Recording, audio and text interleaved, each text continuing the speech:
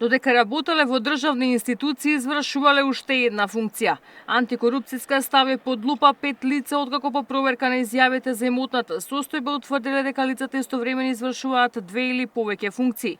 Претседателот на Антикорупцијска вели дека во најчест случај лицата се именувани од централната власт и за нив ќе бидат оформени предмети и иницирани прекршочни постапки. Најчесто се работи за лица кои се именувани од страна на органите на централна власт пред се владата, но има и други функции. Во однос на неспојливоста имаме и случаи каде што член на совет на некоја општина паралелно врши друга позиција која согласно законот е неспојива, и ние во сите тие случаи бараме доброволно лицата во рок од 15 дена да напуштат една од функциите кои ги извршуваат, а доколку не постапат, иницираме постапка до органот кој ги именува или избира да поведе постапка за нивно разрешување.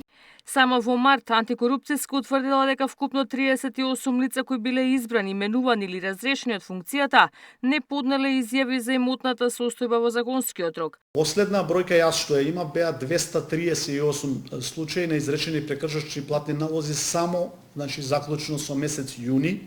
Со овие 38 ќе оди бројката на кај 300, имајќи го предвид ова темпо. Мислам дека оваа година ќе имаме над 500 прекршочни платни налози и на некој начин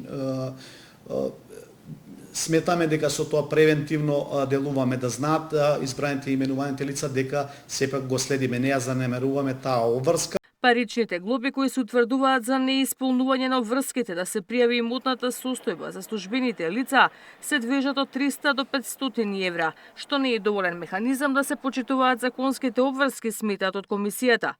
Оттаму се надеваат на подобрување на законските решенија за да се спречи корупција и судерни интереси. Дека глобите не се доволни се констатира и во извештаите на Греко, каде се наведува дека санкциите се ниски и не се доволно одвраќачки. Ивана Соколовиќ, Најдова, Сител телевизија.